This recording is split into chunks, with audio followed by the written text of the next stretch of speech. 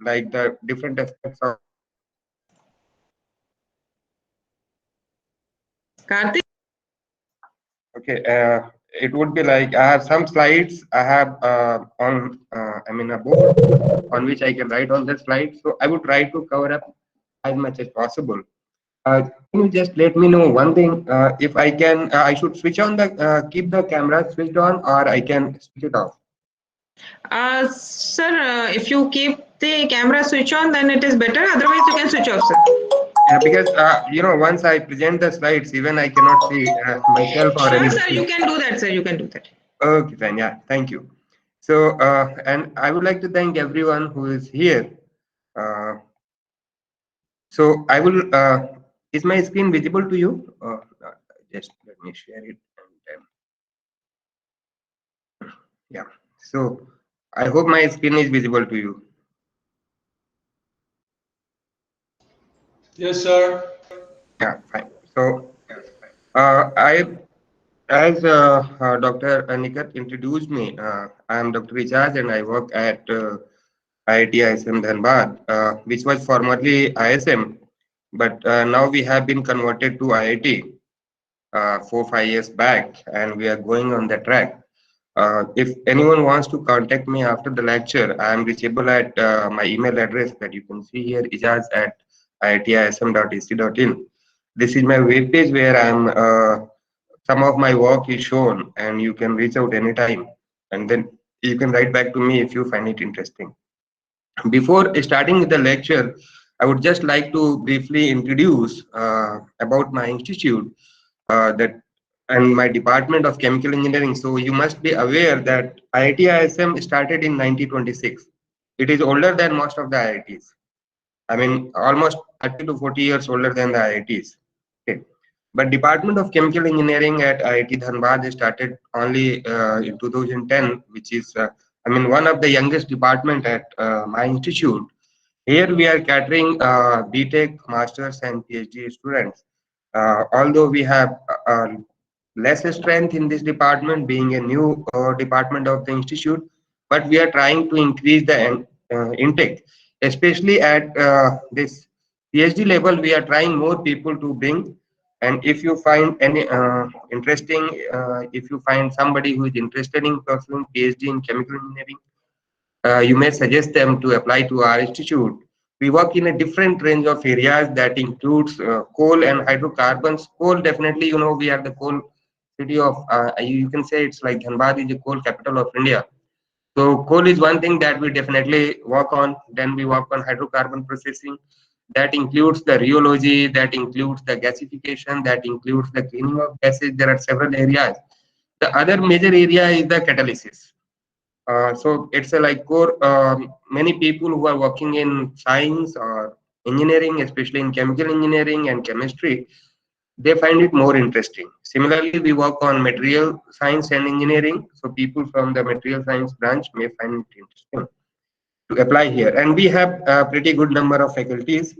You can visit our institute website at IIT ISM to know more details about it. And you can look if there is any possibility for you to apply. We would be happy to look into that.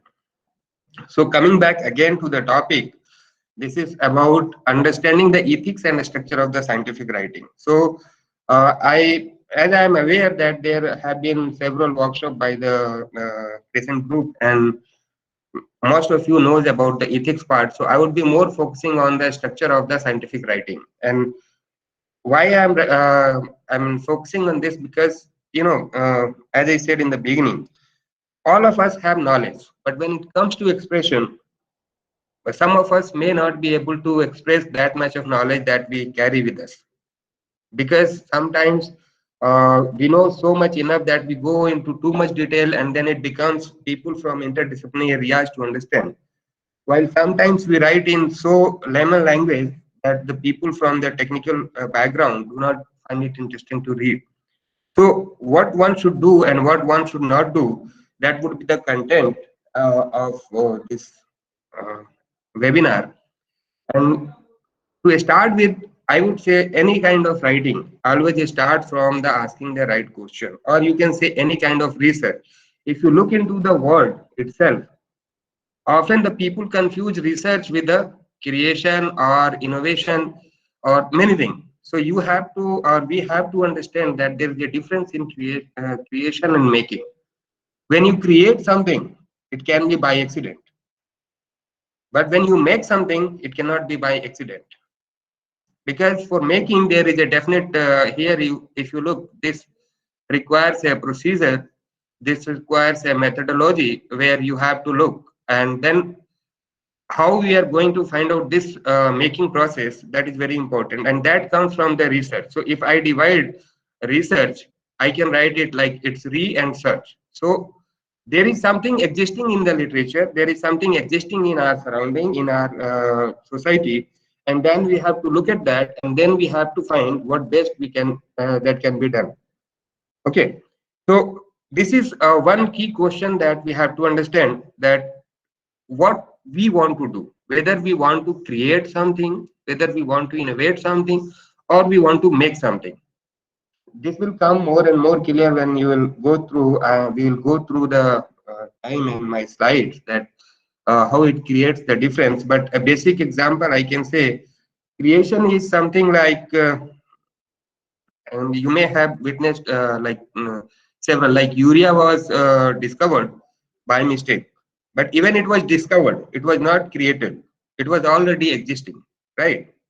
So if you know the law of conservation, that suggests that everything is in this world, nothing can be created nor be destroyed, it just changes the form. So what we do is that we do not create anything, we make. And how we make, for that is the asking the right question. That if, let me say, I have something, I have any material, uh, and I'm asking, let me say, if I have rice. Now if I don't know that what is the right question, then with rice we can do anything. Some people may start building the and some people may try to start the construction, but is that the right way? No, not at all. If we have rice, we have to ask the right question, that what this material is and what we can do with it. So definitely we can make the food item from the rice, or if it's a waste rice, we can do something else. So the key point here is that you have to ask the right question. Now when we say the right question, how do we know that whether our question is right or wrong? What it takes to write the ask the right question? For that, you will have to take several steps, which are mentioned here. These are not limited, but I had tried to find out some of the steps that can be taken to ask the right question. One is the extensive literature search. Now, extensive literature search, I'll show how you can do the extensive literature search, but it is like whatever is published, whatever is already done by the various scientific communities, that you have to read and that you have to look into. Now, this literature search should ideally start with the review papers. What we do, let me say, if we are given a topic, usually we start with what is the novelty in that. That should not be the way. What should be the way, that we should try to first read what has already been done. And what has already been done, if I say what has already, maybe my pen is not working properly, already been done. So if I look at this, for this I have to find the review paper, which usually explains this is like the state of the art already existing in the literature. Now the second thing is, we have to think about what we are going to do, for which they are doing this whole exercise, that reading the literature, reading the review paper. But why? What is your idea? Now that idea, ideally it should be, you should be able to explain that idea to the layman. When I say layman, that means the people who are not from your background. And I'll show you that how you show it to the layman. For example, I work on chemical engineering. If I explain that I work on the heterogeneous catalysis that involves heteropolyacid and heterogenization of the heteropolyacid, you may not be able to understand. But when I say that, okay, I make petrol from the waste material like agricultural residue or the waste plastic or the electronic waste, you will easily get the idea that what I do. So when you have an idea, that idea should be so clear that anyone, either it's a technical or non-technical person, you should be able to explain that idea. Maybe if there is a sorry, this is a typo. It should be a kid. Okay. So if there is a kid in your family, you should be able to explain your idea to the kid. Like I have some nephews in my family. Whenever they ask, "Uncle, what do you do?" I just tell them that okay, I make petrol or I make diesel from the plastic. I make petrol from the bagas or the grasses or the trees, and they easily get it. They sometimes become fascinated. How can you make petrol from the tree? Now, then I can go into the more technical that how I can make petrol or the gasoline from the tree. Now, the second thing is it should not be a very detailed. Your whole idea should be able to summarize in one or two lines. Like I told you, my whole research. If you ask me what I do, I make petrol from the waste material. Now, it is less than even a sentence. The same thing you should have. And when you have this clarity, you can go in a definite direction for writing a good paper. So coming back again to the first point that about the extensive literature search, that how we do literature search is there are certain web pages available. So there is Science Direct, there is Web of Science, there is Scopus, there is Google Scholar, PubMed. Then most of us, what we do is that we look for Google and Wikipedia. That is not the correct way. Okay. You should try to avoid as much as possible looking for answers on the Google and Wikipedia. Being a scientist or being a researcher from any field, irrespective it's social science, it's literature, it's language, it's I can say engineering or natural sciences or anything. You should avoid looking at the Google and Wikipedia. Rather, you should look. What you should look at is the what is the scientific system there where all you can find your literature published by the other people. I'm very much not aware about these the literature and the social sciences journals, but as I know there is Harvard or something like that, you may try to find your literature there. But if you are a scientist, if you are working in the area of science, you have to look for the Scopus. Mostly it is available to most of you, or Web of Science or Science Direct. Science Direct actually hosts the articles. It's not a search engine, but the articles that you find on Science Direct or maybe ACS or RSC, they are pretty credible articles, peer-reviewed articles. So you can trust their results. You can trust that okay, whatever is written there, you can have it. Now, once you find that okay, you can look. You have a Scopus available at your end. How you are going to find out? So for that, what we need is the keywords. We can do the literature search by keywords. We can do by the author. If a very well-known author in your area, you can search for him, or you can use a variety of I mean keywords like year of publication. If you want to look, like if you have to look for the COVID, you will look in the year 2018, 19 and 20. Let me say after 10 years you decide to work on COVID, you should know that the year after 2018 would be the appropriate to search for the data related to the COVID. So the second step is the refining searches in the database. That means using these keywords here, or maybe if you know the title of the paper, then you can look for the title. Okay. Similarly, I can show you one example I had here. Maybe this is usually when you type just Scopus. In my case, I just type Scopus, it takes. And what it does is that you can look at the my screen is visible, right? Even this browser is visible. Mm-hmm. Am I still connected? Maybe. So what I wanted to show here is I think I'm connected. Okay. So you go on the Scopus and you can search for anything. Let me say if I work on ethyl levulinate, I just type ethyl levulinate. Now there are different ways by which you can search. One is that you are very specific about your topic, so you will look in the keywords. If you want a so you will get something like, if you just select here keyword, you will find that there are 213 documents that has been published using the name ethyl levulinate. Okay. Now, if you want that, okay, I want some more data. I want that even ethyl lonelet is published anywhere, even for the slightest, I should get that idea. So you can go for the article title, abstract, and keywords. Then it can get like here. You see, earlier it was 213 document, now it's 483 document. So this is called the refining of your what you can say search. That how you are going to refine your search. Okay, there are several things like you can also search by the institution. Let me say if I search by your institution here, it's maybe by the affiliation city or affiliation. I can say just you write present, and then you can find out if there is something published. So as of now, I do not see. But if you look here, if you type earlier, my institute was Indian School of Mines. So if you search this,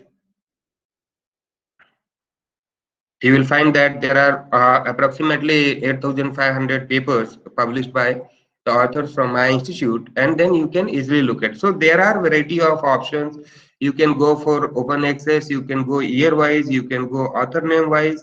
This is once you get the data, you can refine it. Even in this, if I want to let me say if I want to search at ISM or IIT Dhanbad, my name, I'll be getting these details. Okay. So because here like this Ijaz is already somebody else, because when I joined it has already become IIT Dhanbad. Anyway, so what I wanted to show is that the first thing is here is that the art of searching. Now even in that search engine, you have to know that how to refine your research to get the exact information that you want. Now, once you get the paper, like here, now you got one paper, let me say any paper that you got, how you are going to do with that? Okay. So typically, in a paper, if you here got from here and you read some papers and you started writing your paper, then how you are going to find out that an ideal paper should have a short and interesting title. Now, what happens if you look at some of the papers? Their title is so technical that usually they do not appear in the searches. Okay. Now, ideally, what happens when you are writing a paper? Your title should not be like that. It should be common. It should be title that everyone can correlate with. Like when I write, I have two options. I can write ethyl levulinate. I can write biofuels. I can write biomass conversion. Conversion. So now out of this, I know that you can correlate with this, you can correlate with this, but you cannot correlate with this. Getting my point? Because you don't know what this molecule is, what this chemical is. So when we are writing the title, we should try to make it. The first thing is it should be very short. It is like usually 10 words are quite enough so that it becomes searchable. And then you should try to put the words which are uh, not the jargons, but you can say which are the common words used by your research community. Like my research community usually uses biospheres or biomass conversion. So whenever I write, even I write ethyl luminate production, I write from the biomass.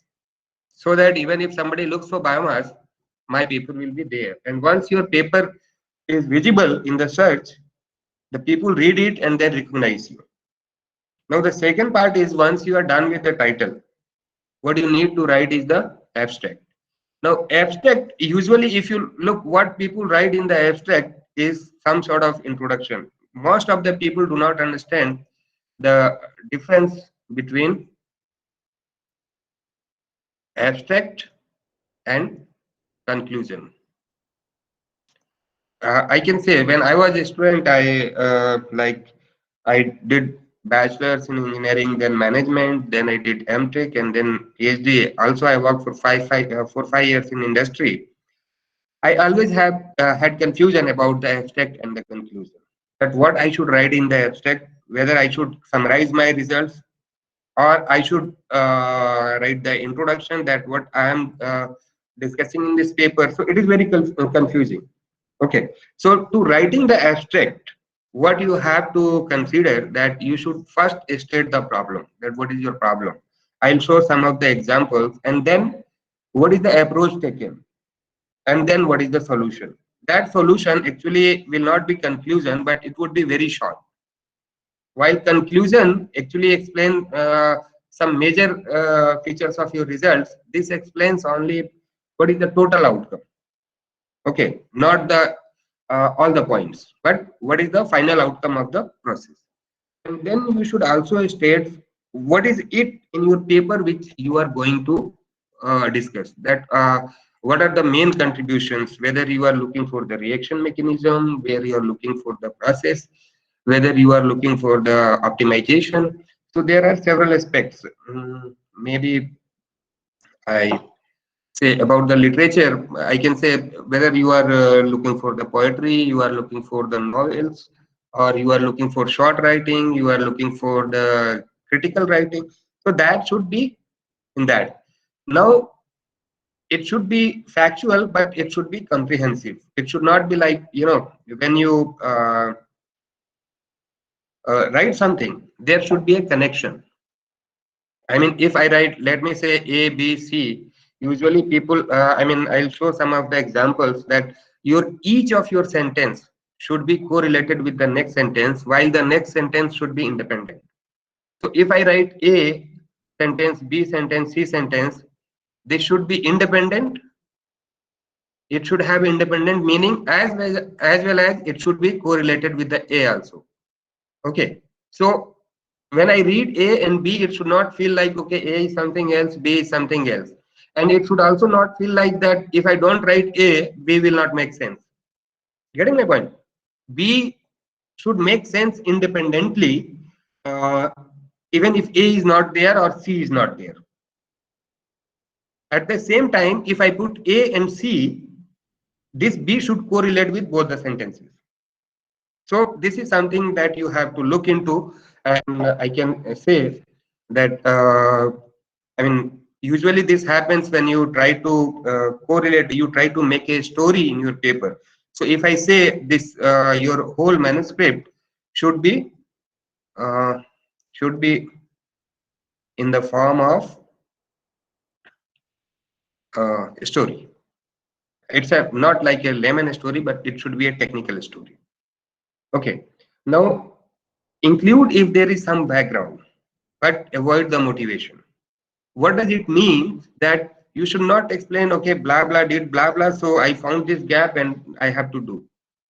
What you should explain is the significance of the work that you have done. For example, I work on biofuel. I always start with the greenhouse gases, because for me the reduction of the greenhouse gases is the major concern. So I start with that. To avoid the emission of greenhouse gases, we should stop relying on the fossil fuel and move towards the biofuel. Okay, but that is not the motivation. Motivation could be something else. Like my motivation for working on the biofuel area is the catalysis, and there are different gaps which has not been explored. So I work for that. Okay. Now the materials in the abstract should not be repeated from the main text. Usually, what people do, like I'm just a guest editor of a journal in the elsewhere, and I read the papers, and what I observed that in some cases, like I don't want to name, but I just received a paper 1 week back. What they did, they took the salient results of their paper and they made an abstract. Now the same sentence which was in abstract was also in the main text of the paper. That should be avoided. You have to understand, although you write the same thing, you write the same result in the abstract, there should be no repetition of the words. Okay. In short, I would say that your abstract should tell the whole story of your paper. For example, I would just say this was one of my first papers. It is like if you go to IIT Delhi, it is still displayed on the board, because at that time it was the highest impact factor, around 10 or something. Now the impact has increased of the journal, but at that time it was one of the highest impact factor paper from my department. So if you look what we said, the importance of ethyl linolenate as a fuel additive and biomass type platform molecules is noteworthy. Now, this is what I wrote the background. I didn't wrote the motivation. Okay. Now here I wrote EL is obtained from the esterification. Okay. Now in the presence of ethanol, this is the state of the art available in the literature. It is very common. I didn't mention that how it is obtained, how it is not obtained. Then I wrote that okay, from the levulinic acid we get it. Besides levulinic acid, we can also get from the FL. Then I wrote like what is the role? I mean, it needs a acid catalyst, and the acid catalyst are the key for the reaction. Okay, this was a review paper, so it do not have any data. But if it was, let me say, a data, I mean, if it was experimental paper, then you always need a data to support your claims. But then again, the same data should not be used in the conclusion. Okay. Now, coming to the other part, after the title and abstract, what you need is the introduction. Okay. And I will go that how you refine this, how you improve your introduction, but I'm just first telling you the different parts of the technical paper. So the introduction is actually what people do is they start summarizing what has been already done, but they do not provide an input or insight. Okay. So if you look at your paper, I mean, if you write some research papers, what happens that the editors receive hundreds of papers every day.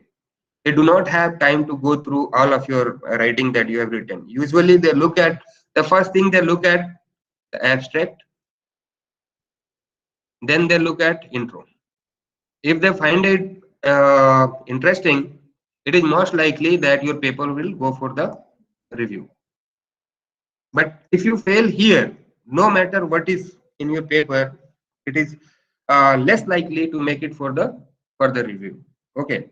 So the introduction part should be very, I mean, critically written, and it should be very well researched, and it should be very well thought that what you are going to put into your introduction.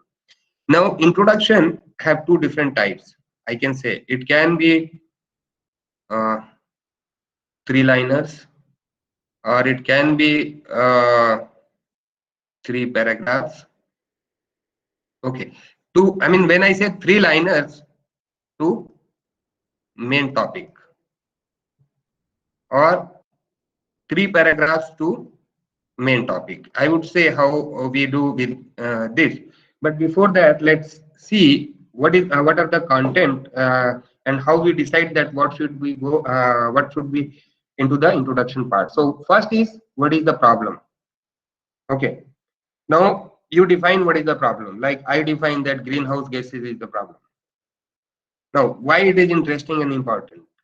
It is important because if I'm just giving you an example. If it is important because if we don't look at the GHG emissions now, it may be possible that the temperature will keep increasing and increasing, and then ultimately the whole ecosystem will get ruined because of that. Okay. Now, once you write that, okay, this is your problem, this is the reason you are looking for, then you will write why it is hard to do this. I mean, why it is hard to, I can say, control the greenhouse gas emission. For example, in my case, it is very hard because we are using the fossil fuels and it emits CO2. Now, the only solution is either you stop use of fossil fuels or you utilize CO2. There are two ways. So here, if I take the example, just for example, I mean, I don't know, fossil fuel, so it emits CO2. Now there are two ways. Either you utilize CO2, or stop using fossil fuels. Okay. Now it might be possible that you are working in this area, you are working in this area. Okay. Maybe let me say if you choose some other topic where you are working in the literature, you can find a similar problem that let me say if I mean, I was in Germany. Half of my PhD is from Germany. Half of the part is from IIT Delhi, because I was a recipient of that. So when I went there, I learned one very interesting thing. I guess you know the poet Allama Iqbal. So he wrote something about the grammar of the Germany. He wrote that there is something wrong with the grammar.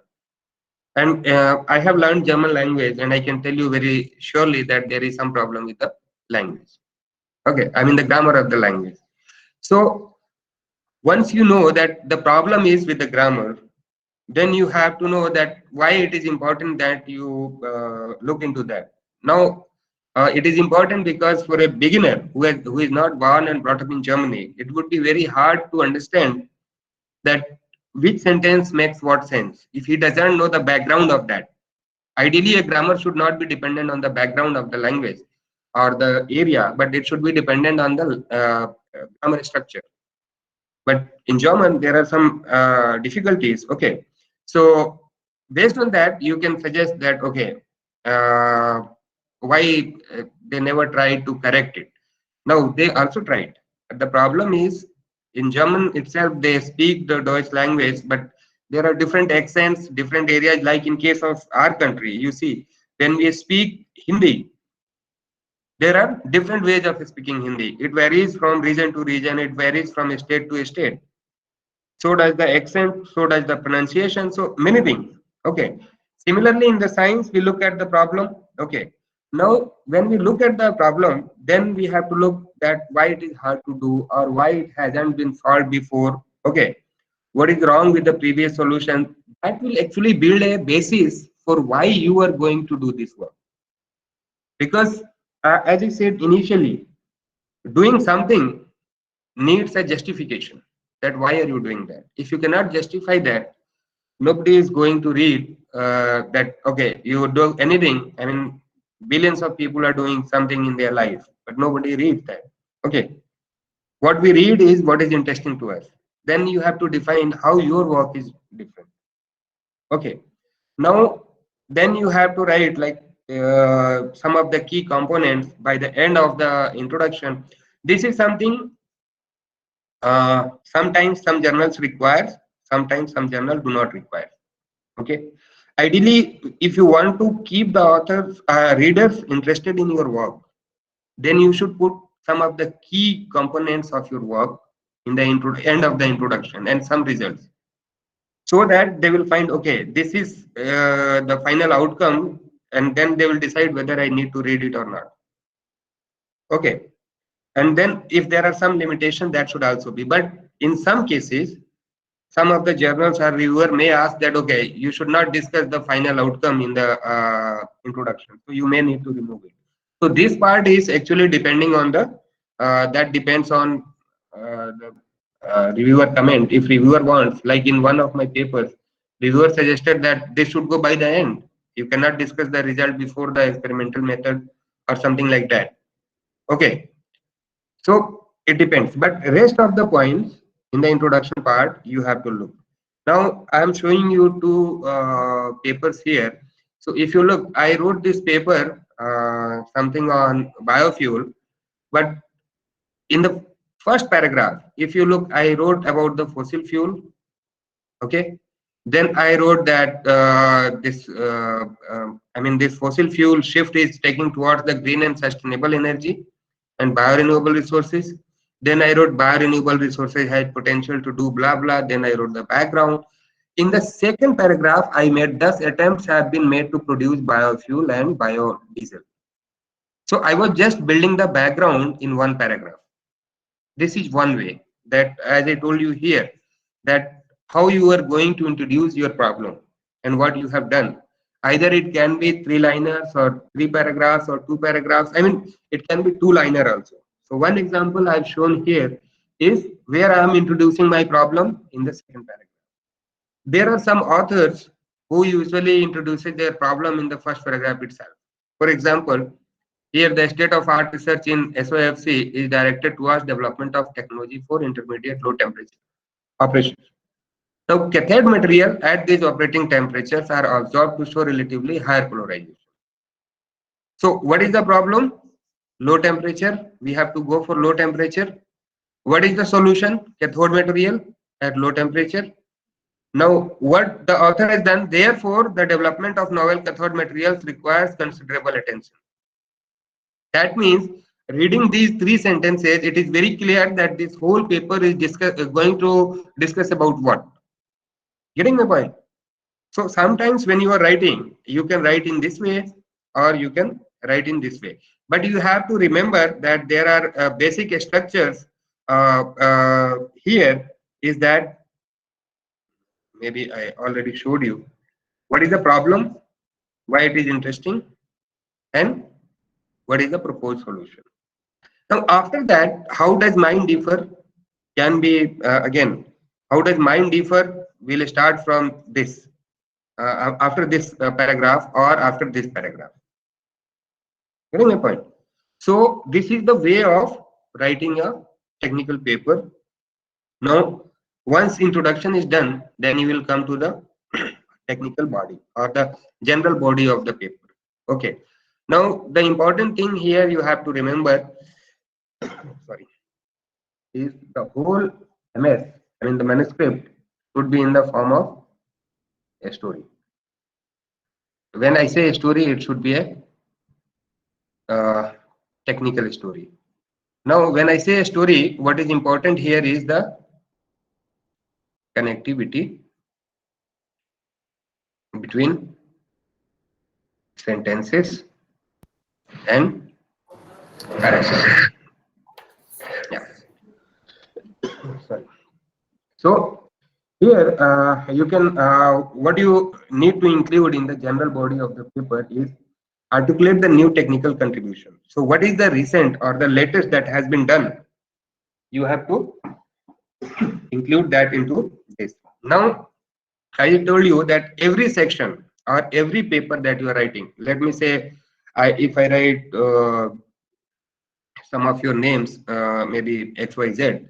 So first I'll start with the X, who is the recent one who published in 2020, I mean 21 or maybe 2020, whatever is the latest, then I'll go to the back. Or there is other way that I'll start from the initial papers and then I can go to the recent one.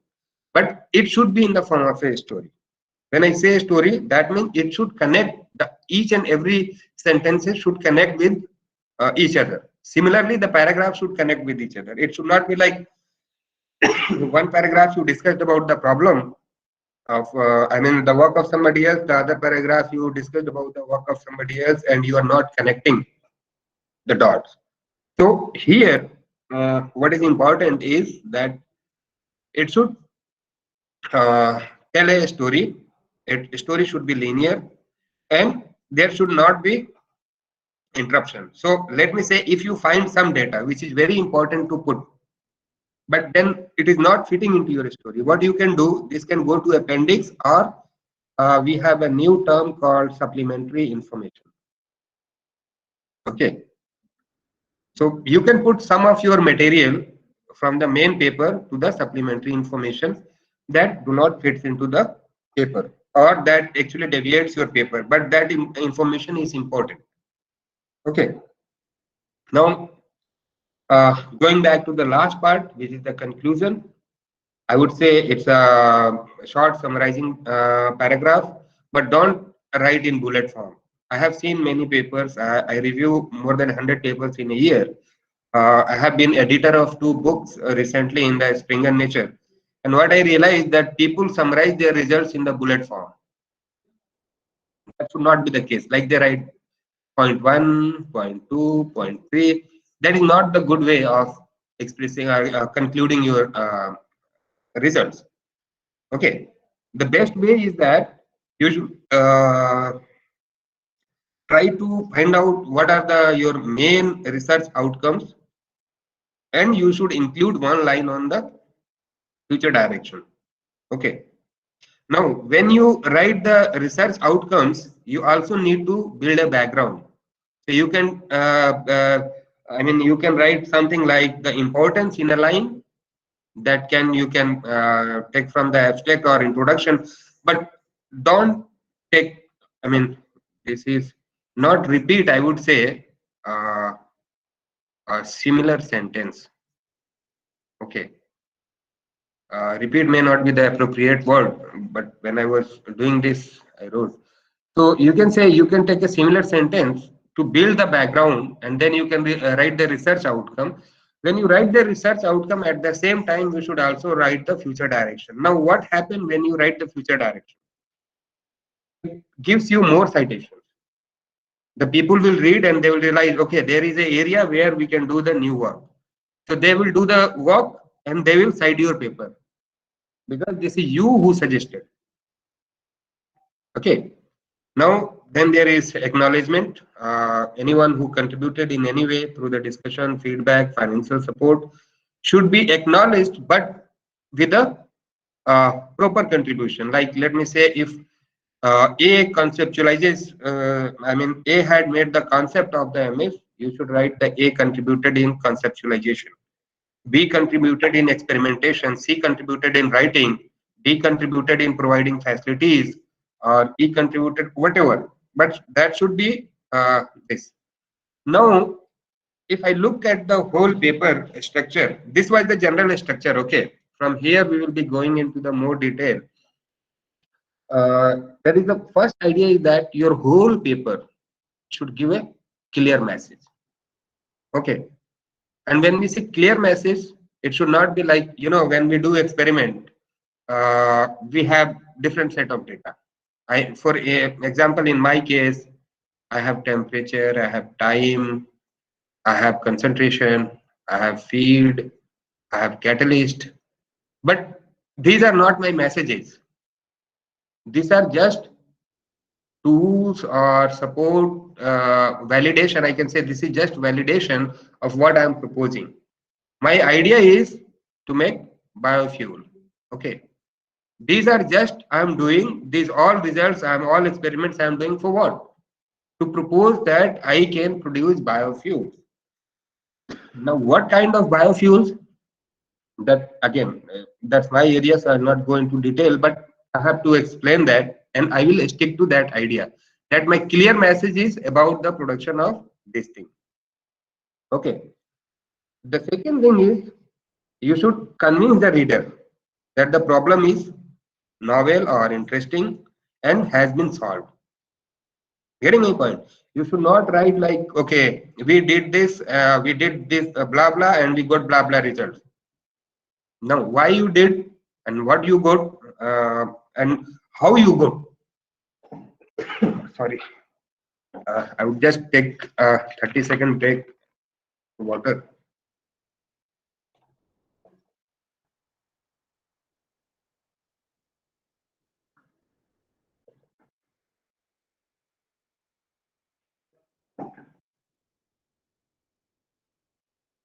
Yeah.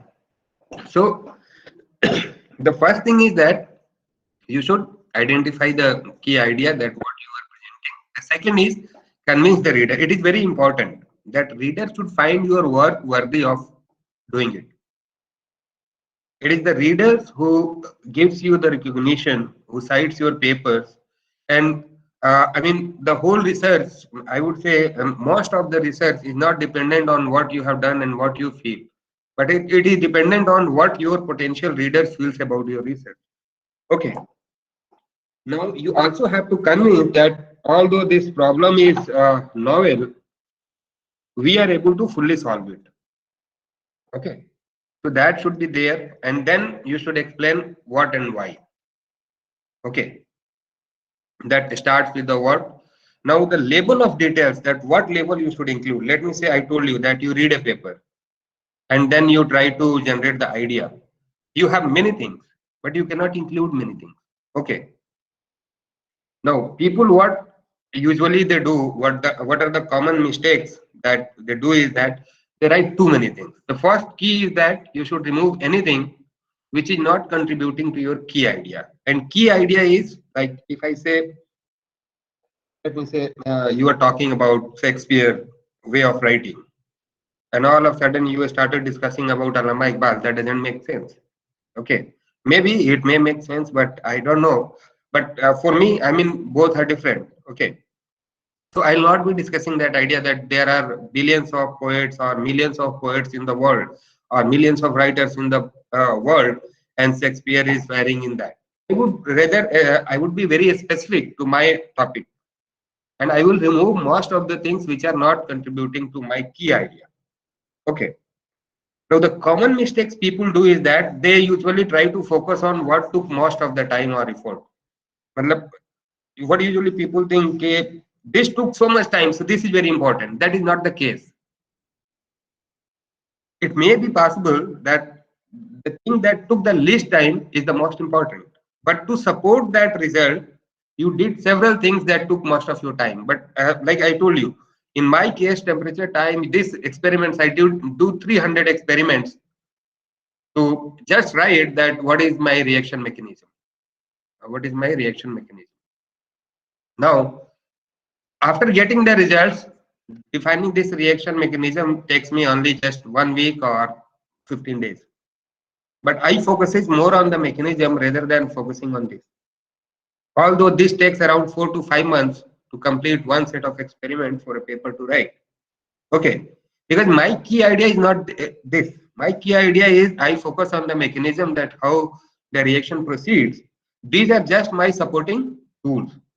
So you should ideally look at what is your key idea, not what took the most time. Okay, what took the most time, you need to support. Okay, then you should follow a chronological order. For example, I mean, when I say technical writing, so here I have several options. I can start with time, I should start with temperature, conversion, feed, catalyst. But what should be the correct way of writing? For example, if I have to make A to B, this is a reaction, I have a catalyst. So what I'll do, the first thing I'll do is a screening of catalyst. I cannot directly start with this time and temperature. Why screening of catalyst? Because first I need to know which catalyst is giving me maximum conversion, maximum output. Right?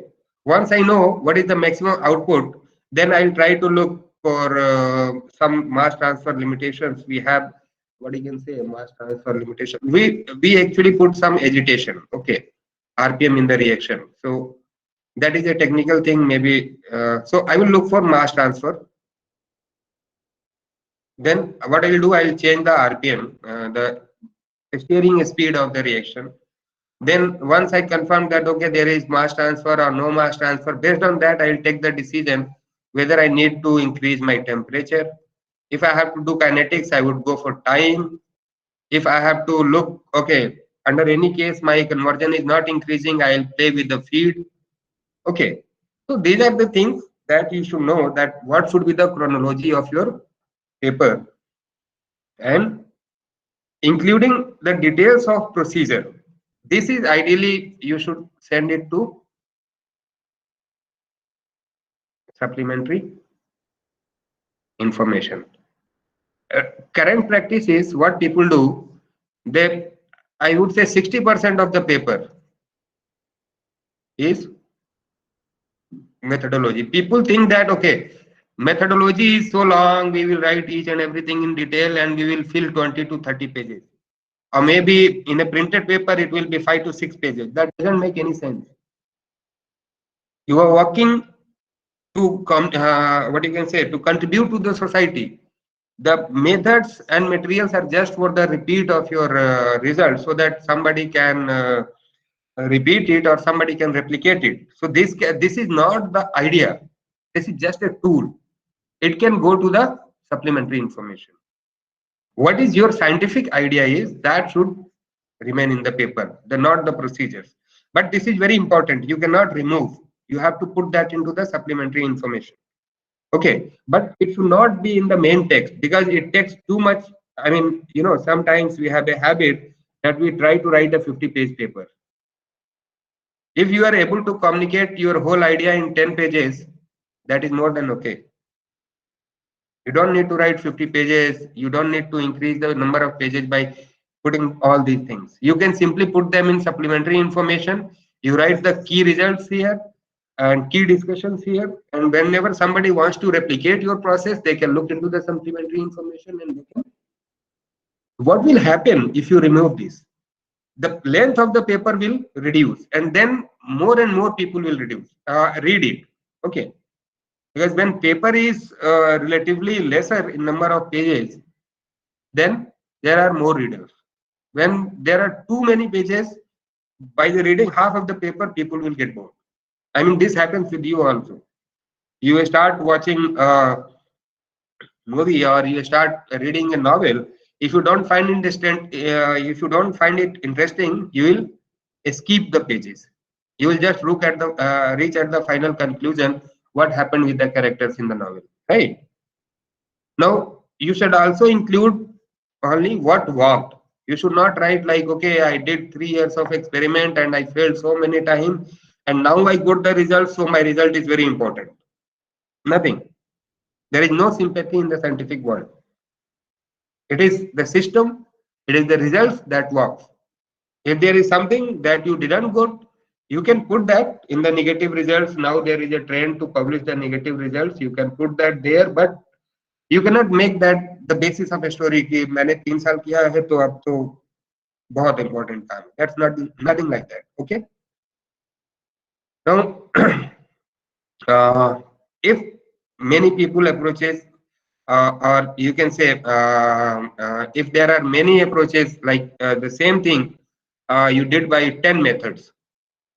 Okay. So if you have route A, route B, route C, route D, route E, if let me say D gave the highest yield, you should usually write with the D process. You can mention this, all things can go in the supplementary info that, okay, we also did blah, blah, but that didn't work out. But that should not go to the, this D should only go to the main text. Okay. This E, A, B, C, etc. should not go to the main text. Okay. Now, organization of the manuscript. So, as I told you in the beginning itself, the main idea should come early and very clearly. Like I showed you, sometimes in the introduction, sometimes in the first line of the, first paragraph of the introduction itself, or this maybe like the second paragraph of the introduction. So it depends. But the idea should come as early as possible that what you are going to talk about. Okay.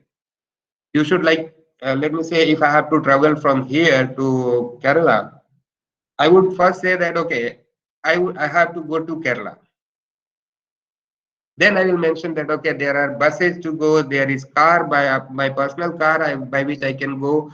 Then I can mention by train I can go, by flight I can go, by walk I can go. Hundreds of things I can mention. But the first thing is, in first paragraph, I should be very clear that my objective is to move from Jharkhand to Kerala.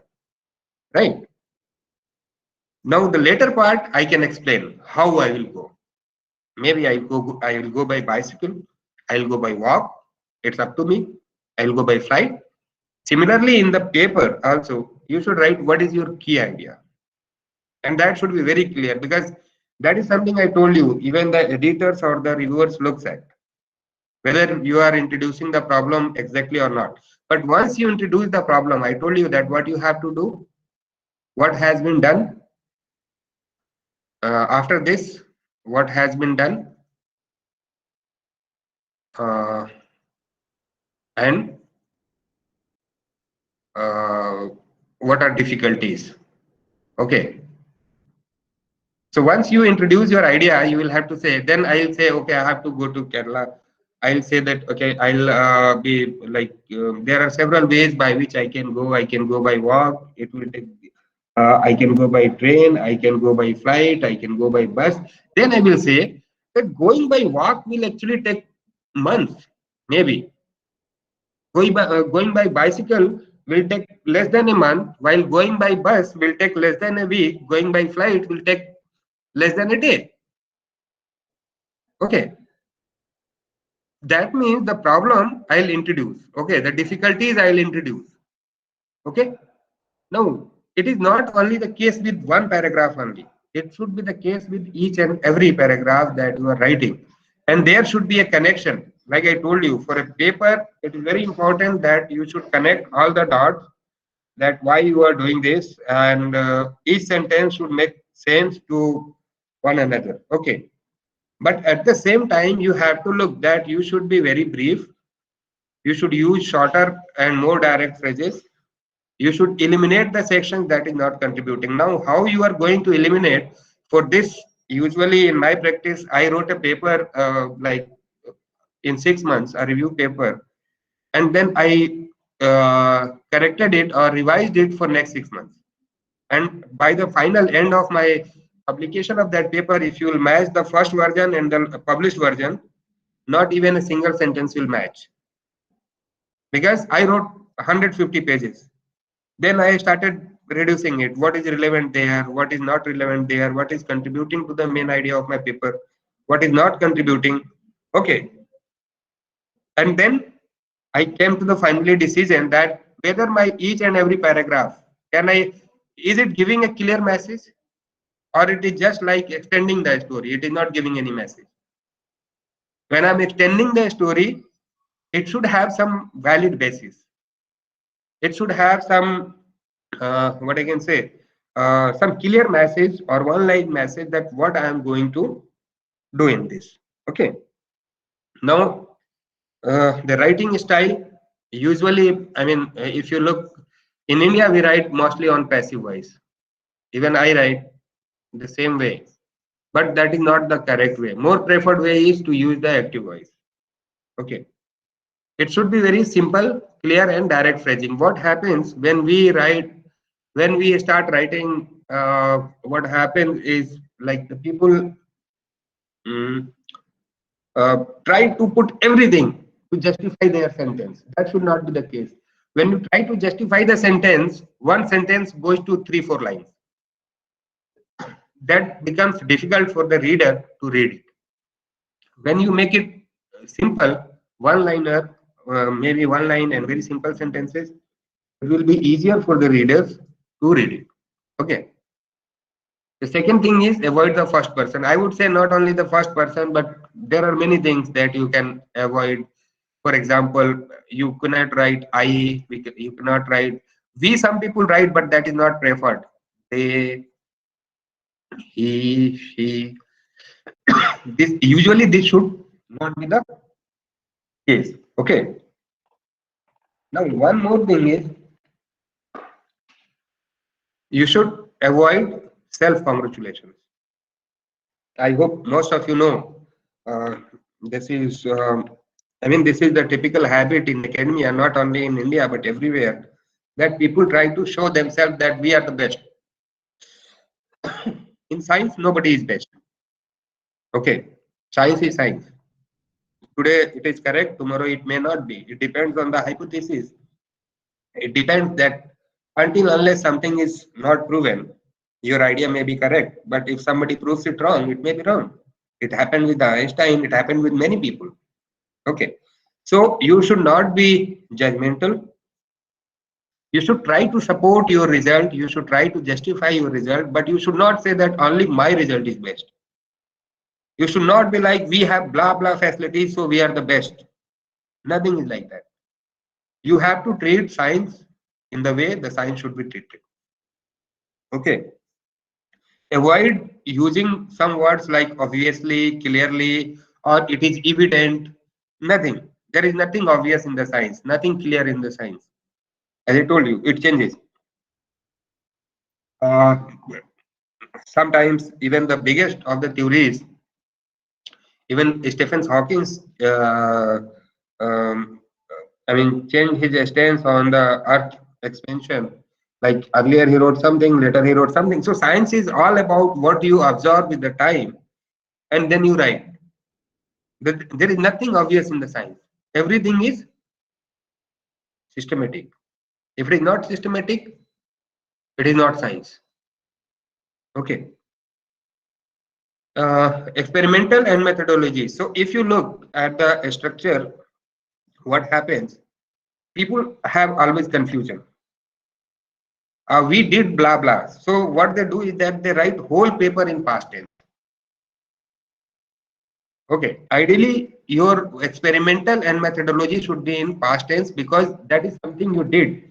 But the inferences that you are getting is the present inferences, right? Like I did experiments. I would say I did some experiments in the microwave reactor. I did BET, I did PPD, I did, and using blah blah programs, I did it. But when I'm writing the paper, okay, what I did was in the past, so I will write in past. But what I am explaining now that okay, the catalyst has in my case the catalyst has acidity, so I got this result. So I understand that the catalytic property of this something something is the main factor, or the acidity of the catalyst is the main factor. So you see, this is in the present tense.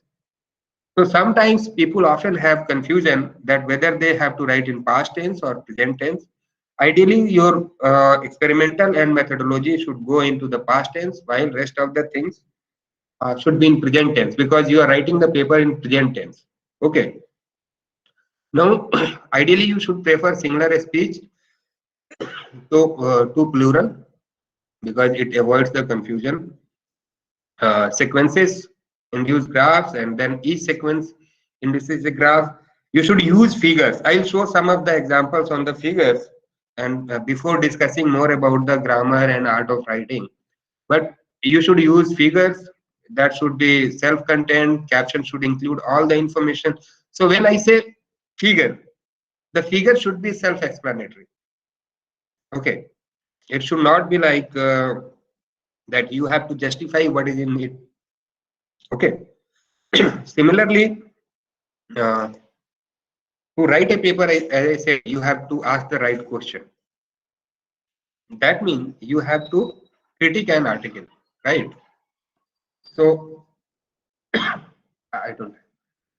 So when you have to critique an article, you need to know the background knowledge. Okay, and how you critique an article. I mean, this criticizing of an article is required, or the critical review is required to write your own paper to make a basis for your own story. And this critical analysis is done by summarizing, analyzing, and interpreting the result. After this, you will evaluate that how, why, and how well did authors the say. Okay. Now, it might be possible that the some of the papers, if you read very carefully, you make the right question, you will realize that I mean that doesn't make any sense at all. Okay, what they did and what they are explaining. Okay, but you have to be neutral. You should have positive. You should have negative critic. You should have positive.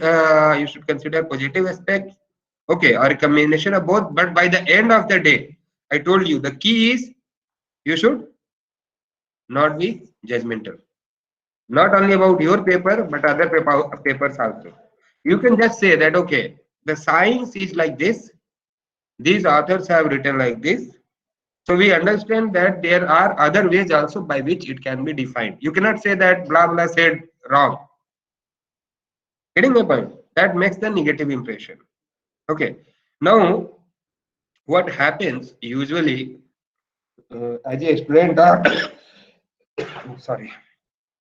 So what happens as a young faculty or as a grad student or master student, we don't realize what is the difference in summarizing and critiquing. I mean, see, when you do a critical review, when you summarize, there are difference.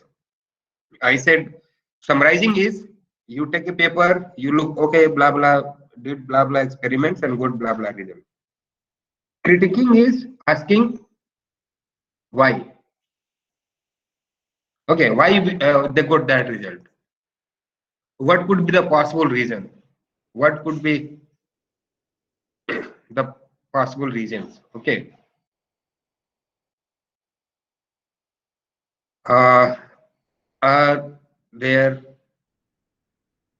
other reasons also besides what they have mentioned? Okay, so this is something you have to look into. That is called the critical review. Otherwise, whatever the people do is just summarizing. That should not be the case. You should know what's the difference between the critiquing and the. Yeah. Now, how to do the critical review of any paper that exists in the literature? The bad way is the people start read from title to reference, and they believe everything that author have written. Okay, that means either you don't understand or you don't want to know anything. It simply means anything any person can publish, you will trust that. Science is not like that. Science is always about questioning. It is not about trusting. Okay, no matter how good a group is, I wrote a paper like in the whole world. If you read, the people write that microwave reactors are very good. They do blah blah microwave effect. I wrote a paper that microwave reactors do not have any special non-thermal effect. Okay, that was the totally contrary to whatever is published till date. There will be at least 100,000 papers which say microwaves are good for the heating. I say, and they have some special microwave effect. I wrote a paper which says there are no special microwave effect. Okay, there are some thermal effects, but no non-thermal effect. So you have to, I mean, you don't need to trust everything that is written in the paper. You need to question that. When you will question, you will find out whether this is a suitable justification or not. It might be possible what authors have said, like in my case, people write that the microwave improves the conversion. I also said microwave improves the conversion. I agree with them. But they said there are non-thermal effects. I said no, there are thermal effects. Okay. Both the cases we are getting the same result. But the way many people have explained and the way I explained are totally different, because there is always a possibility. I told you science is the most uncertain thing. It changes every time. You today you read one theory, tomorrow that theory may change, because it is any theory is valid only till it is not challenged by somebody else, not proven wrong. Okay. Now, the good way of reading paper is skim the article, look at the figures, structure, features, and what are the key points that author has given. Okay. Now, when I say skim the article, how you skim is read the title of the paper, read the abstract, and try to find out what is the motivation, what is the methodology, what are the results, what are the conclusions. Okay. This will be covered usually in a good article. If it's a good article, it would be covered in the abstract itself. Okay. Then you go through the figure. When I say scan, it doesn't mean scan by computer. I mean scan by your eyes, and read the legends carefully. So if you have, let me say, this figure, here you have some star mark, here you have some like this, here circle. You should look what does these legends mean and what does it explain. Okay. Now reading at the figures will give you the idea about the paper. I told you that the figure should be self-explanatory. Okay. No figure is I mean, none of the figures are usually uh, considered good figure which doesn't explain themselves. You need text to explain them. If any figure, you need a text, a paragraph to explain that figure, that is not a good figure. The figure should be self-explanatory. Definitely you will discuss in the paragraph, but at the same time it should be self-explanatory. When somebody looks at the figure, they should get the clear idea that okay, this figure is discussing about this thing. After doing these all exercises, you move to the main text. Getting the point? Now, uh, then I mean, you have to also find out. Oh, this is mixed. So typical layout of the paper. So there are some. You can say there are reviews. There are short communication. There are full length article. Now in review you have tutorial review.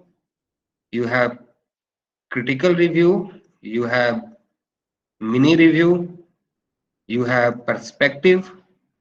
Okay, so this is something you should know, that the paper that you are reading, what kind of paper it is, and based on that, I mean, in some cases, I mean, based if it's a short communication, you may not get all the information that I have discussed here, because short communication is something which is very, I mean, when people believe that this is very unique, and if we don't publish now, somebody else will also there communicate.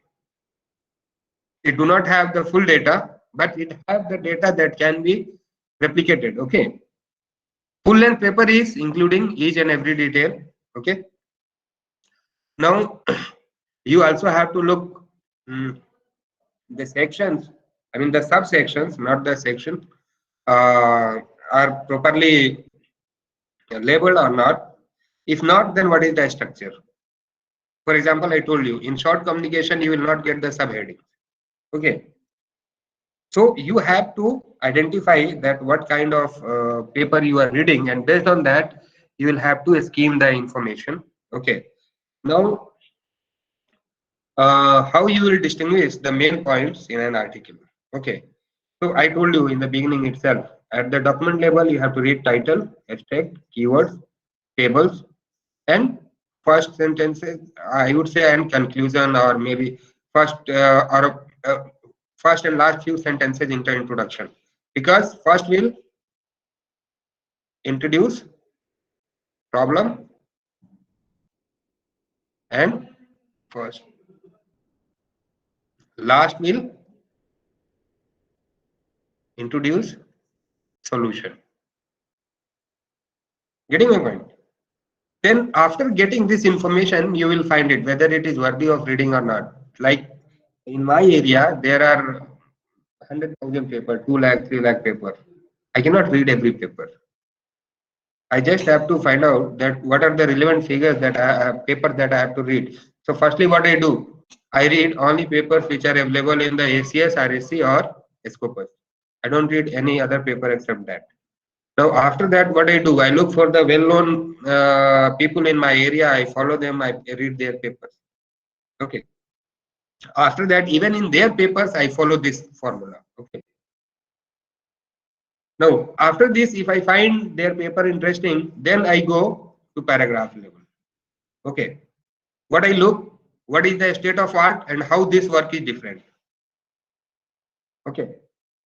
Then how they have hypothesized their problem, what is their data suggesting, and is there anything, this is a routine work or there is something interesting that they have addressed.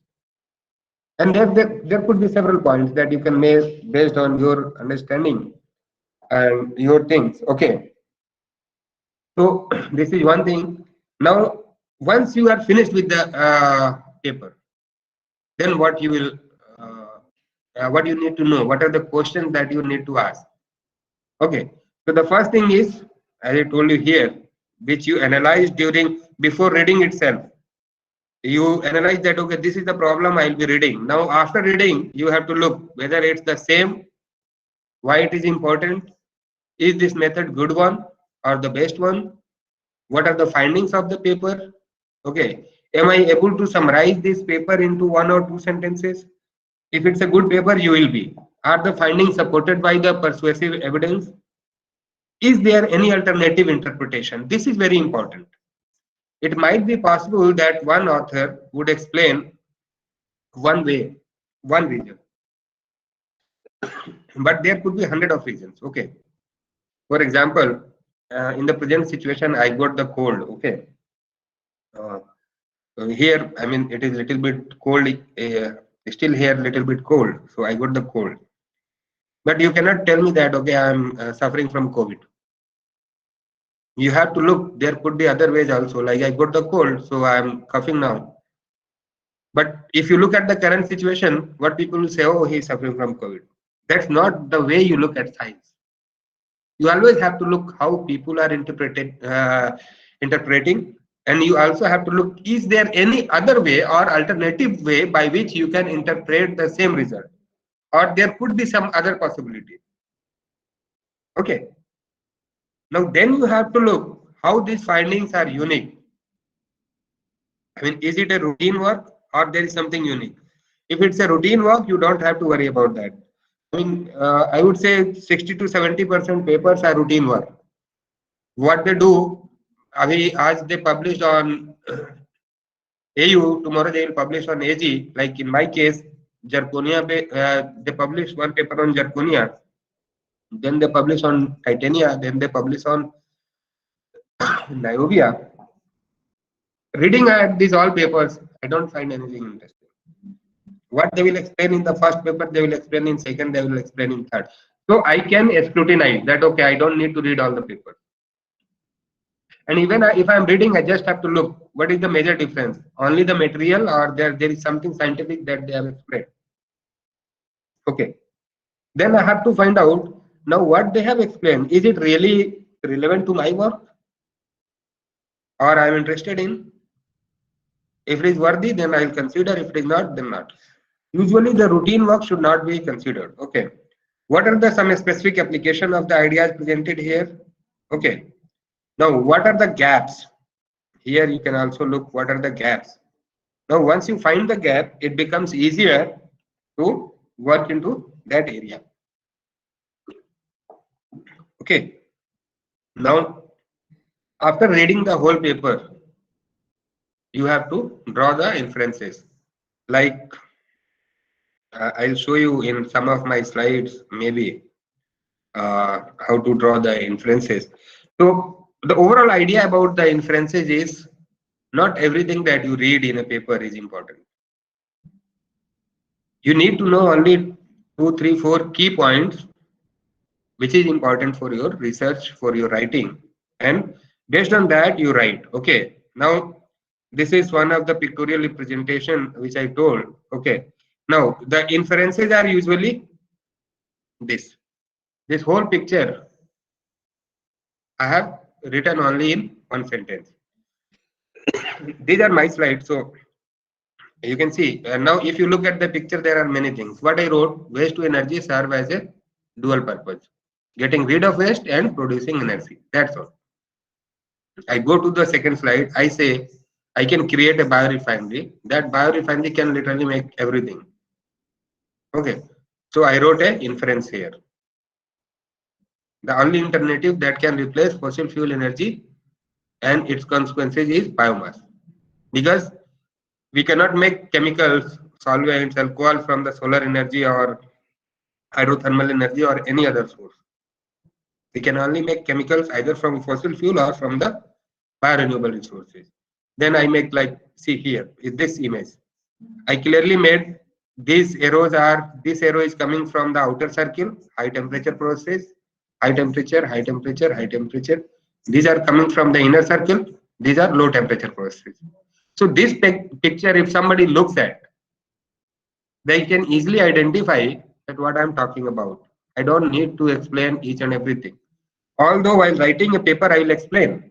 But even if I don't explain, these papers are, these figures are self-explanatory. Okay, I can show some of the examples. This is one figure from my paper. Here I wrote this inference, right? This is the inference. Solution, waste to high value specialty products. How? This is my agro residue or lignocellulosic biomass. I can make many chemicals that I want. So these figures and inferences are self-explanatory. Here it is, this one is self-explanatory. This one also I make, like one chemical that I make is, you can see this chemical, you see there are this application, this application, this one, this one. So people can understand just looking at the figures. And then I write the inferences. It can be one liner, it can be 2, 3 liner, but the inferences should not be the running text. Getting my point? Okay, I think you are not there. And the other way of presenting is you should be able to make a comparative figure. Like if there is one product that I can make, this product which I shown here, I can produce by different route. So what I will do, I'll draw both the processes. I'll write their limitation. Now these limitations will give idea whether I want to work or not. What are the challenges here? What are the challenges with this route? And then which one will be best suited to my work? Okay. And once you have this idea, you can build a story for writing a paper. Getting my point? Now, there is also one thing that making the images that represents your figure is very important. Like this is one of this the graphical abstract of my paper.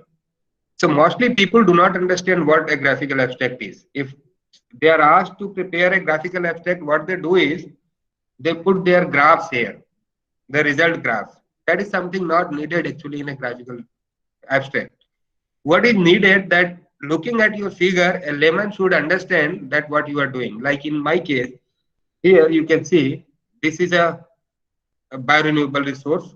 Forget about the levulinic acid or anything. This is also biomass. This is also biomass. It mixes with the catalyst or anything, and what you get is the fuel. Right? This is like the, maybe it is not that beautiful, but this is the, the we see usually at the petrol pump for the refilling of our vehicle's tank. So at least looking at this figure, the people will get the clear idea of the paper, that what we are going to discuss in this paper. Similarly, you should also, one should also try to make the figures as beautiful as possible, and that should be self-explanatory. Okay.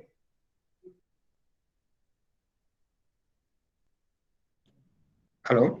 Okay. So maybe now this is one more thing. Like when you are summarizing what is in the literature, like I have summarized, these are the different kind of catalyst. I'm not sure that whether you know about the catalyst or not. But when I say metal salt, there are hundred of metal salts. What I did, I looked at all the papers and I found out what was the important property that was responsible for my activity in my reaction. And I just wrote metal salt. I could have written AlCl3, FeCl3, or maybe CrCl3. There are 100, I can say. Maybe FeCl2 also, you can like CuCl3. So you can take many. But what I wrote here, that out of all the metal salts, only thing is the important is the Lewis acidity and pH. Similarly, if you know about the zeolites, these are the most used catalysts. There are thousands of zeolites which are reported for my process. What I wrote, that when the people use zeolite, what are their key findings? Temperature. Higher temperature leads to polymerization. That means whenever we are using zeolite as a catalyst, we should go for lower temperature. The same thing the people write in paper in 3-4 pages.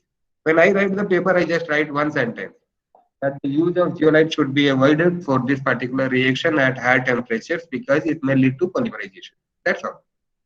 You don't need to cite 200 papers to say that why you have not used this material and why what you are doing is very important. You can just say that, okay, this has this problem, so my work will overcome that problem. Okay. So, and these are some of the figures which are shown. This is also one of the graphical abstract. You can just look and say, this is also one of this graphical abstract. Okay.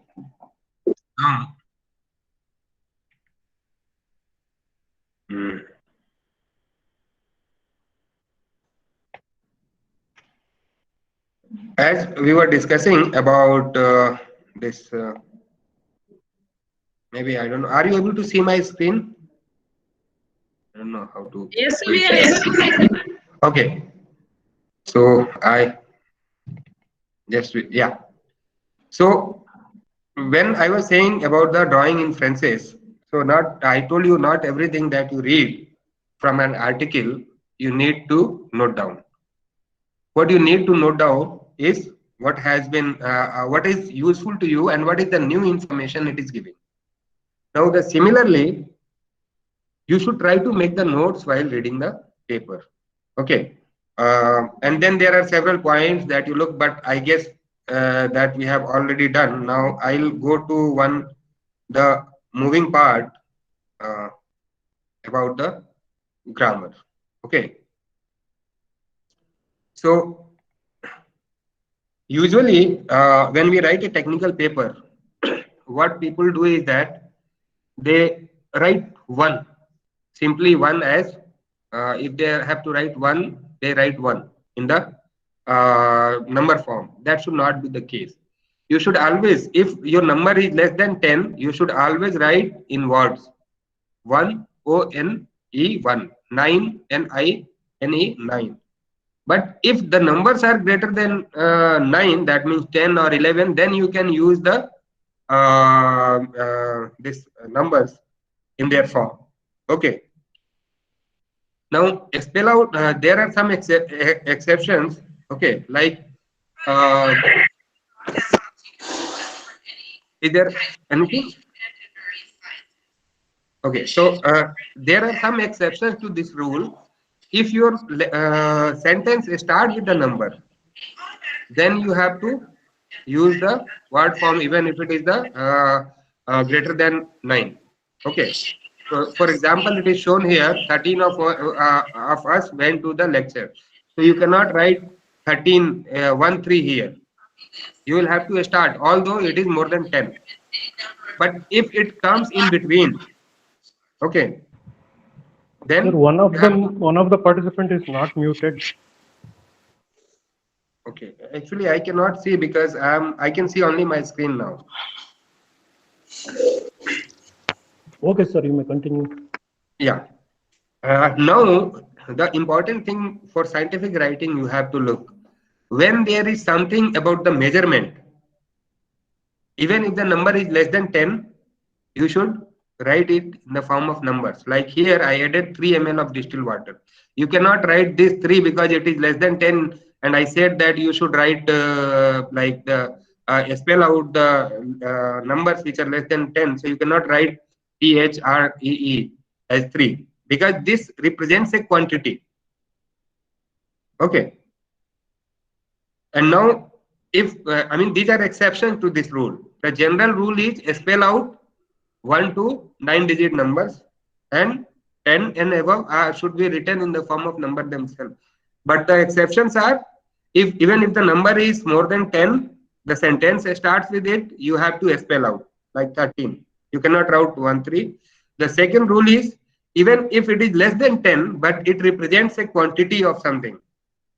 Okay, there is a unit of measure, so I can say that it represents the quantity.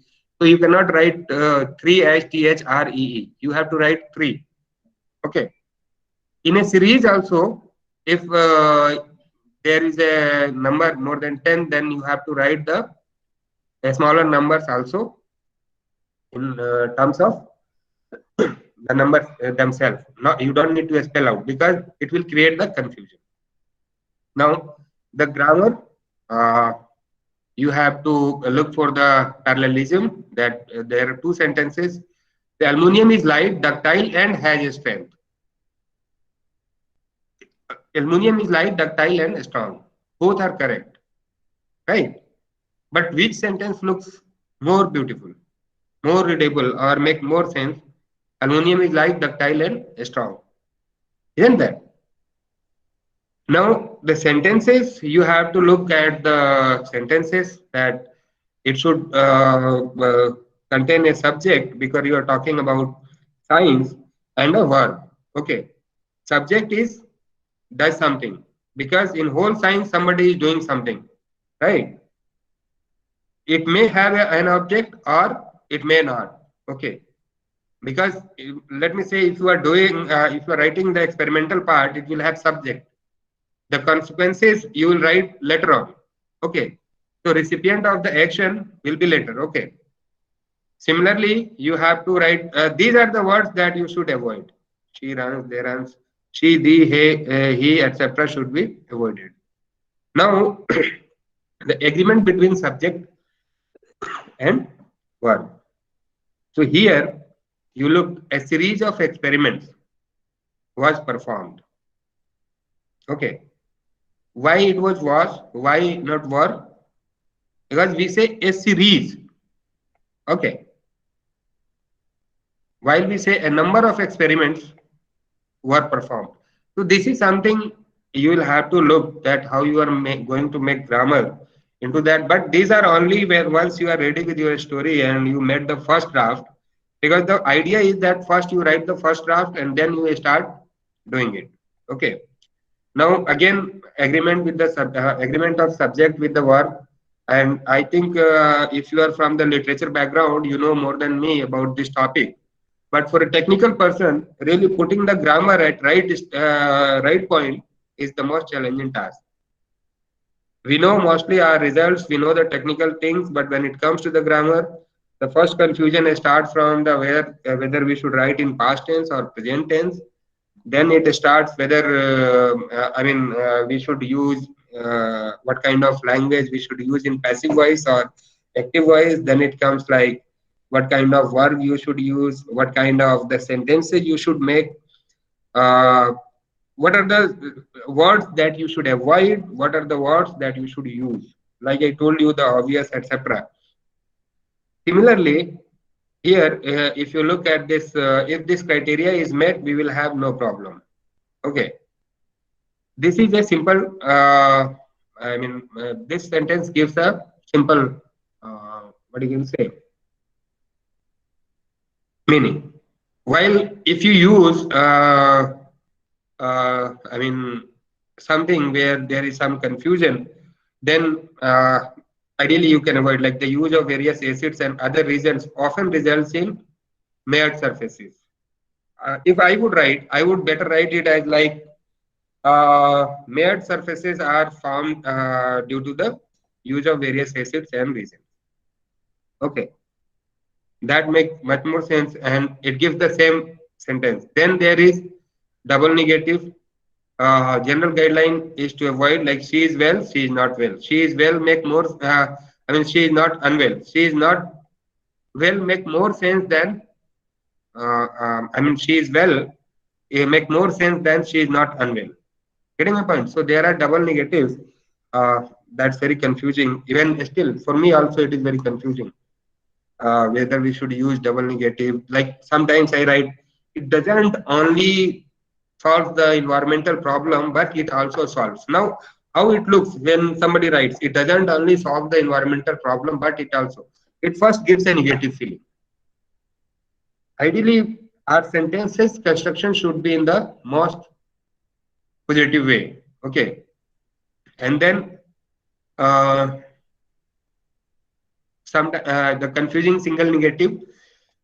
These are the things that have to be avoided. The dangling modifiers, I would say the dangling modifiers are something that confuses your sentence. So for us, I'm also not expert in the English, but what I do is that we have some sort of, with me, we have like Grammarly, we work with that.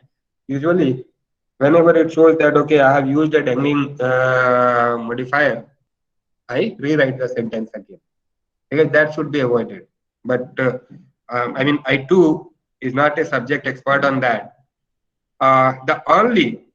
The first thing is that you should avoid the use of only. There is nothing only in the science. If it is compulsory, then you should look where it should be placed, because the place of the only will change the whole meaning of the sentence. Okay.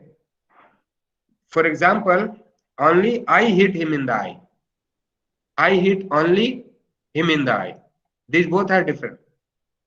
If I hit somebody, that means only I hit, nobody else. But I say I hit only him in the eye. Okay. That means I didn't hit anybody else, but only him. But when I say I hit him only in the eye, that means I hit, maybe I hit 2-3 people, but to him, I hit only in the eye. So, these are some of the modifiers. Just, usually I also avoid just. I would say everyone should try to avoid just. Almost is, nothing is almost in the science. Okay. So these are the dangling modifiers, and these some of the modifiers that can be avoided. Then issues with the nouns and names. Okay. So you know already, I think, if you have this background, so maybe I'll not go with that. I would rather go with there is one more thing that I wanted to show, the syntax and the grammar, the syntax, expression, and composition.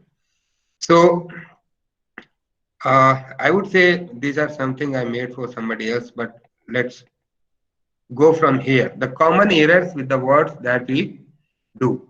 So I have seen that the first thing that people do is that if they have to stress on something, what they do is that they capitalize the first letter. That should be avoided. I mean, until unless it is not a noun or some scientist name or some thing which requires the capitalization, that should be avoided. Usually what happens, when the people write, even when I write, if I have to stress on something, I capitalize it. But for a scientific publication, that is not the correct way. You should avoid uh, the capitalization. The second thing is, usually people use this end instead of writing this end. That should also be avoided. This end, when we say this A and D end, it means that both the things are different. But when we say this end, like Sita and Gita, or maybe something, maybe some company name, Blind Science or something, then that this end makes sense. Then they are very related. But this end is generic. It doesn't necessarily mean that they should be correlated. Okay. But here it shows that it should be correlated. So in scientific writing, this end should be preferred. Until unless it is not necessary to use this. Okay. The half-hearted use of superscript. When I say half-hearted, that means you just wrote CO2, you didn't even try that you can make it to subscript. Now, the people usually do not know. I mean, some people do not know how to write subscript or superscript. But when you will Google out, you will find in Word. Now, I think in the 2016 already it is on the front itself that you can see whether you have to make it subscript, superscript, or like that. But usually, if you see many people, they forget to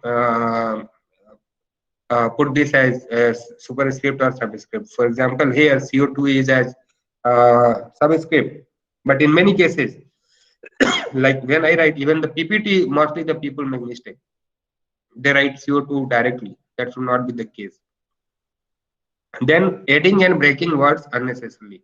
For example, when they write nanotechnology or biomedical engineering, what people think is technology is different word, nano is different word, which is not the case. Nanotechnology is one word. Biomedical is not bio plus medical. It's a one word, biomedical. Okay. Then what they do is sometimes when they write 3 ml, they put ml just, I mean, without a space so that the people will find the correlation. It's not like even after the digit, if the ml is after the space, the people will read the same thing. Okay. Now, the common error with the words, like sometimes the people forget to, after the full stop, the people forget to give the space, or it also happens when, let me say, if you are sending your paper to your supervisor, he uses a different form of, version of Word, and you are using a different version of Word, it happens. This space it actually gets removed. If I work in 2016 Word, and if it goes to 2007 version, this space get removed. So before submitting a paper, you should look very carefully that whether all the spaces or these things are mentioned or not. There is a function in Word also for that. Similarly, there are some abbreviations where you need, the dots at the right places. For example, people often write PhD like this, but PhD should be written like this. I mean, in many cases, if you see, the people write PhD like this, not just the students, but professors, everyone. Same thing with the dual, this is the people give a space in the this dual degree student, actually BTech and dual are equivalent. So when these are equivalent, I mean either, so there should be no space. Okay, when you use a slash, the use of etc. should be clearly 100% avoided in the technical writing. I read many papers. Whenever I review a paper, I think in 90% of my papers, this is a comment which I suggest to the authors that you remove the etc. from your paper. Okay. Now, same thing is the avoid the use of divided like this kind of thing. It is better that you put or instead of the slash. Okay. Or you put and, but you should try avoiding such kind of symbols in the scientific writing. Okay. Now, there is also one thing that people should realize that when you are writing a technical paper or scientific paper, your language should be very uh, professional and uh, it should be very formal. It should not be very informal. Okay. Uh, then you should recheck all the spellings and like sometimes when you are typing, even with me now, when I switched from earlier, I used to work on a desktop 5 years back, but when I switched to this, just give me a moment. Okay. So earlier when I used to work on the desktop, I had a good typing speed. Then 5 years back, I switched to a laptop, and then I often make mistakes if I have to write. Like sometimes I'm writing some words which actually are different than what I intend to write. Okay, so the spell check you can check in the word also, but rather than checking in the word spell check, you should look whether you actually mean for that word or not. Because if you make a spell check in the word and these both sentence are in this both words are if correct, although they have bear a different meaning, the word will show that it is correct. But it might be possible that you are not, I mean, the word which is written there, you do not mean that. Okay. So you should always check on your own also that what kind of words you are using. Okay. And then don't repeat the words in a sentence. This is common thing that one said. And don't start the sentence with the however when it means nevertheless. So see, there are certain words like on the contrary, in contrast, however, nevertheless. People often get confused. Okay, what the people do somewhere where they have to write the nevertheless, they always write however. This is something you should look for, or anyone should look for. That when do we write on the contrary, however, when do we write in contrast, when do we write nevertheless? Okay, this is very important. Like here, it is given the reaction was difficult to perform. However, I managed to succeed in the end. Here, the reaction was performed. The correct way is in the end. However, I managed to succeed. I would rather write this like nevertheless I managed to succeed in the end. Okay, so there are certain things that you have to do, but again, that comes from the practice and. When you read more and more papers, when you try to analyze more and more things. Okay, and then there are some common errors with the words expression. The first thing is if you have made your figures or tables, although they are self-explanatory, as I told you, that there are self-explanatory things, you should always try to refer them in the discussion. It should not be a very separate part. I mean, it is self-explanatory, but still you need to define them. Okay. There are some examples, but I'll not go through that because I am already running through the time. Then also be precise and concise. If, do not write something in my opinion or something. Science is always like, okay, it is based on evidences. So whenever you write about the science, it should be based on evidences. So rather than writing in my opinion or what I believe, you should write that what your result shows. Okay. So this is something, there are some words that you should try to avoid. Okay, you should like, this is along the lines. It is better to write like instead of writing this, because of the fact that I have a habit to write this sentence this word exactly. I always write because of the fact that, but the correct way is, and most of the time when I forget to correct it, I get the comment that this sentence should be corrected. The correct word is only because.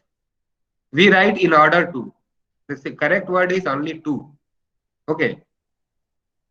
Like the people say that I should travel to Kerala in order to see this, what I would say, the beautiful places. Rather than saying I should travel to Kerala in order to, I can say I should travel to Kerala to see the beautiful places. That's the correct way. In spite of fact that, because you know what we have, like we the people of India have certain thinking that we stress out. We try to put stress that, okay, this is the thing that I want to show you and you have to read this. So we make sentences like this. Because what we think that if I write only two, the people will not understand the importance of this sentence. But that is wrong. Okay. What we have to do is that we just have to write what is the correct. Okay. Due to the fact that we cannot write it just because. We also have to understand when do we use because, when do we use due. Okay. Are in agreement or agree. So agree is better word. So these are some of the things that you may like to see. With this, I would say I would like to end up the things. Again, going back to the from where I started, that when you write a paper, let me say, we came back to this place. The whole thing we did because we had to write a paper, okay, which has a title, abstract. You know now the title and the abstract, which has the introduction part, and this all information to write the introduction and to discuss our results we'll get from the literature review. And I told you that how to do the literature review using this thing. So with the scientific papers, I would just like to say this is something you should be very careful that what you write is not certain. So don't try to enforce something on the readers. You just say what you got from your results. That's all from my side. Thanks to all of you for your patience and listening to me. Now, if you have any question, I would be happy to answer that. Thank you, sir. Participants can unmute themselves and ask the question, or they can drop the message in the chat box.